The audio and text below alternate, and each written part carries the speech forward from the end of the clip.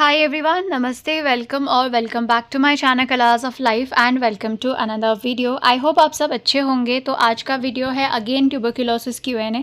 जितने भी क्वेश्चंस आप टीबी से रिलेटेड कमेंट्स में पूछते हैं, आप सबसे रिक्वेस्ट है कि थोड़ा सा पेशेंस रखिए, क्योंकि जो भी क्वेश्चंस कमेंट्स में आते हैं मैं उनका वीडियो में रिप्लाई करती हूँ। इस तरह से क्या होता है कि बोल के जब मैं बताती हूँ तो मुझे लगता है कि मैं थोड़ा अच्छे से एक्सप्लेन कर पाती हूँ। हर कमेंट में रिप्लाई करना भी मेरे लिए पॉसिबल नहीं होता है, और जब कमेंट में रिप्लाई भी करते हैं तो लिख के इतना क्लियर नहीं होता है जितना बोल के होता है।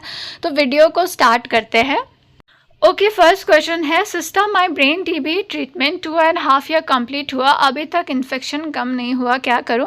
तो आई थिंक आपका इन्फेक्शन कम हो गया होगा, लेकिन आपका पूरी तरीके से ठीक नहीं हुआ होगा, क्योंकि अगर आपने 2.5 साल ट्रीटमेंट लिया है तो डेफिनेटली आपका इन्फेक्शन कम होना चाहिए।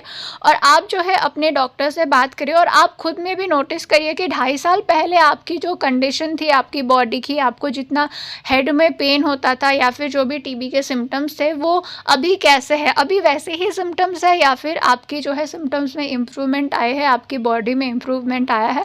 अगर आपकी बॉडी में इम्प्रूवमेंट आया है तो डेफिनेटली आपके रिपोर्ट्स में भी इम्प्रूवमेंट आया होगा। आप अपने डॉक्टर से बात करिए और उनको आप पूछिए कि जब भी आपकी एमआरआई होती है तो पुराने एमआरआई से वो कंपेयर करके बता देते हैं कि पहले की एमआरआई ऐसी थी, अभी की एमआरआई में ऐसी है, तो इतना इम्प्रूवमेंट है। मेरा हमेशा ऐसा ही होता था, जब से मेरा ट्रीटमेंट स्टार्ट हुआ 6 महीने में एक बार मेरा ब्रेन का एमआरआई होता था, स्पाइन का एमआरआई होता था। तो एवरी एमआरआई के बाद मेरे डॉक्टर जो है वो पहले वाले रिपोर्ट से कंपेयर करके बताते थे कि ये इम्प्रूवमेंट हुआ है, ऐसा हुआ है, वैसा हुआ है।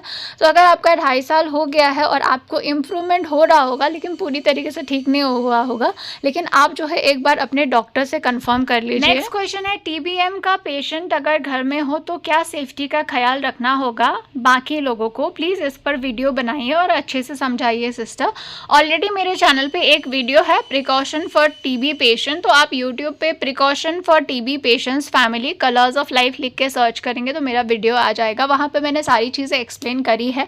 बट अगर आपके पेशेंट को ट्यूबरक्लोसिस मेनिंजाइटिस है, ब्रेन टीबी है और लंग्स में टीबी नहीं है, तो आपकी फैमिली को इतना प्रिकॉशन लेने की ज़रूरत नहीं होती है, क्योंकि टीबी जो है ब्रेन टीबी नहीं फैलता है। एक्स्ट्रा पल्मोनरी टीबी एक इंसान से दूसरे इंसान तक नहीं फैलता है, तो आपको इतना प्रिकॉशन लेने की ज़रूरत नहीं होती है। लेकिन लंग्स टीबी के केस में कैसे प्रिकॉशन लेना है मैंने ऑलरेडी बताया हुआ है एक वीडियो में। आप precaution for TB patients family colours of life search करेंगे तो आपको मिल जाएगा। और अगर आपके घर में ब्रेन टीबी के पेशेंट है तो आपको बिल्कुल भी डरने की ज़रूरत नहीं है कि पेशेंट से आपको या आपके फैमिली मेम्बर को टीबी हो सकता है। पेशेंट का अच्छे से ध्यान रखिए, टाइम में दवाई दीजिए, टाइम में खाना दीजिए, प्रोटीन रिच फूड दीजिए। अगर पेशेंट को लंग्स की टीबी है तो प्रिकॉशन लेना बहुत ज़रूरी है। ब्रेन टीबी के पेशेंट की फैमिली को इतना प्रिकॉशन की ज़रूरत नहीं होती है। Okay, next question है, TB treatment is closed but seizure was one time but doctor told medicine will be there for 2.5 to 3 years. Is it right? There is no seizure after one time. Okay, तो TB treatment के time में brain TB में किसी किसी को scissors आ सकते हैं, and scissors जो है आपका टीबी ट्रीटमेंट ख़त्म होने के बाद में भी आ सकता है। मुझे इसका पर्सनल एक्सपीरियंस नहीं है क्योंकि बाय गॉड्स ग्रेस मुझे सीज़र्स नहीं आए, लेकिन मेरे 1-2 फ्रेंड्स हैं जिनको ब्रेन टीबी है और ब्रेन टीबी का ट्रीटमेंट ख़त्म होने के बाद भी उनको कभी महीने में 1 बार, कभी महीने में 2 बार सीज़र्स आता है। तो उनका भी सीज़र्स का जो मेडिसिन है वो रेगुलरली चल रहा है। तो इसमें जो है आप न्यूरोलॉजिस्ट आपको जैसे सजेस्ट करता है आप वैसे ही करिए। Next question is related to skin care. MDR TB patient Mamaearth के प्रोडक्ट यूज़ कर सकते हैं बिकॉज इट्स विदाउट पैराबेन। तो कुछ लोगों के मुझे ये भी क्वेश्चंस आते हैं कि कोई अच्छा सा स्किन केयर प्रोडक्ट सजेस्ट करो, मॉइस्चराइजर सजेस्ट करो। तो मेरा स्किन सेंसिटिव है, इस वजह से मैं 2-3 महीने से सिर्फ मैं मुल्तानी मिट्टी से फेस वॉश करती हूँ और मैं जो है लैक्टोकैलामाइन लोशन लगाती हूँ। जब बाहर जाती हूँ तो सनस्क्रीन लगाती हूँ, बाकी मैं कुछ और स्किन केयर नहीं कर रही हूँ। मैंने फेस वॉश भी यूज़ करना छोड़ दिया है। तो मैं ये तो नहीं बता सकती कि मामा अर्थ के प्रोडक्ट्स अच्छे हैं बुरे हैं, बट अगर आपको सूट करता है तो आप यूज़ कर सकते हो। कोई भी प्रोडक्ट जो आपको सूट करे आप यूज़ कर सकते हो। नेक्स्ट क्वेश्चन है, आपको पेरिफेरल न्यूरोपैथी के लिए दूसरी टैबलेट कौन सी दी थी? पायरिडॉक्सिन टैबलेट से कुछ असर नहीं हो रहा, प्लीज़ सजेस्ट। तो मुझे न्यूरोपैथी के लिए एक तो गैबेपिन दिया था, बहुत टाइम तक मेरा गैबेपिन चला था, और उसके बाद में मुझे न्यूरोबिन 40 करके एक टैबलेट है, वो दोनों न्यूरोपैथी की मेडिसिन है। तो वो मुझे गैबेपिन, न्यूरोबिन अलॉन्ग विद पायरिडॉक्सिन दिया हुआ था। तो ये जो टैबलेट्स मैंने बताया है वो आप डॉक्टर के सजेशन के बिना, डॉक्टर के प्रिस्क्रिप्शन के बिना मत लीजिए, आप डॉक्टर को बोलने के बाद ही लीजिए, अगर वो देते हैं तो लीजिए। नेक्स्ट क्वेश्चन है, मैम एक बात पूछनी थी, क्या टीबी ट्रीटमेंट में पूरे 18 महीने HPEZ का ही फॉर्मूला चलता है या कुछ टाइम बाद इनमें से कोई फॉर्मूला कम किया जाता है? माई 12 years sister spine TB treatment is going on, कुछ बताइए इसके बारे में। तो पहले जब आपकी टीबी ट्रीटमेंट स्टार्ट होता है तो उसमें 4 या 5 मेडिसिन देते हैं। उसके बाद में आपका 6 महीने या फिर 4 महीने, 4 से 6 महीने के बीच में आपका 2 टैबलेट्स कम हो जाता है। तो वो जो है डॉक्टर्स आपकी इम्प्रूवमेंट देख के और क्या क्या देख के डिसाइड करते हैं। तो जब वो आपका ट्रीटमेंट 4 महीने या फिर 6 महीने हो जाता है, उसके बाद में आपके 2 टैबलेट्स कम हो जाते हैं। तो वो डॉक्टर्स ही डिसाइड करते हैं कि कब आपका टैबलेट कम करना है, कब आपका डोज कम करना है, वो वही डिसाइड करते हैं। उसके बाद का क्वेश्चन है, मेरा सर बहुत भारी रहता है, मुझे 2 मंथ हो गए दवाई खाते हुए, मुझे एब्डोमिनल टीबी है। तो सर भारी होने के बहुत कारण हो सकते हैं। अगर आपका सिर्फ 2 महीने पहले मेडिसिन स्टार्ट हुआ है तो अभी आपको वीकनेस होगा, वीकनेस के कारण भी आपका हेड जो है वो बहुत हैवी होता है, सर भारी होता है। कभी कभी किसी को ब्लड प्रेशर लो हो जाता है, BP लो हो जाता है, तो भी सर भारी होता है। तो सर भारी होने के बहुत कारण हो सकते हैं। अगर आपको बहुत टाइम तक सर भारी हो, 1 हफ्ते 2 हफ्ते कंटिन्यूसली आपका हेड बहुत हैवी होता है, तो आपको डॉक्टर को दिखाना चाहिए।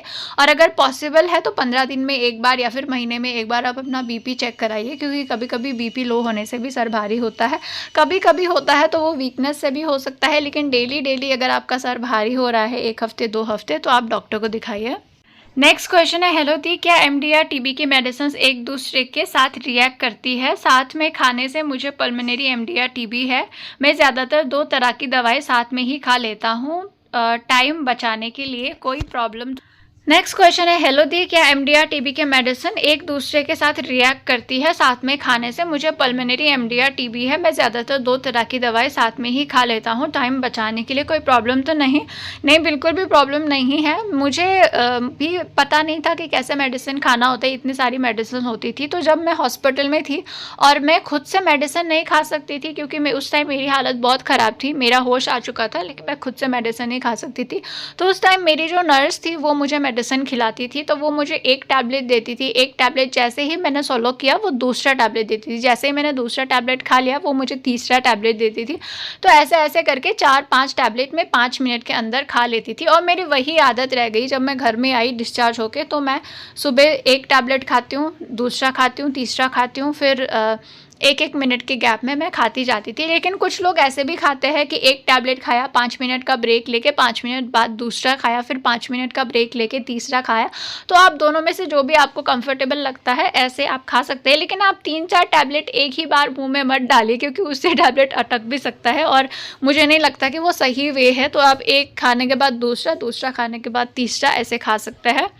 ओके, ये लास्ट क्वेश्चन, सिस्टर मेरी बहन को टीबी के कारण कुछ दिख नहीं रहा, क्या वो अब पूरी ज़िंदगी नहीं देख पाएगी? तो ये आंखों से रिलेटेड बहुत कॉमन क्वेश्चन आता है, और ये आंखों में प्रॉब्लम होता है टीबी के टैबलेट की वजह से, टैबलेट्स के साइड इफ़ेक्ट की वजह से। किसी को ब्लर विजन होता है, किसी को विजन लॉस होता है, किसी एक आँख में प्रॉब्लम होता है। तो ये जो वो अब उनके आँखों में कब इम्प्रूवमेंट आएगा, कैसे इम्प्रूवमेंट आएगा, वो आप जो है एक आई डॉक्टर को, अगर आप अच्छे पहले से ही आई डॉक्टर को दिखा रहे हैं तो उनसे अच्छे से बात करिए, उनसे पूछिए।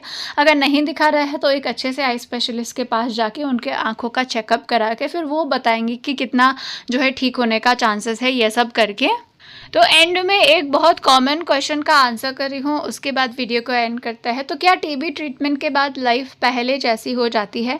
मेरा टीबी ट्रीटमेंट ख़त्म होकर 4 महीने हो गए हैं और लाइफ पहले जैसे बिल्कुल नहीं है। मुझे 2021 के जनवरी में टीबी हुआ था और 2021 से 2024 तक मेरा ट्रीटमेंट चला।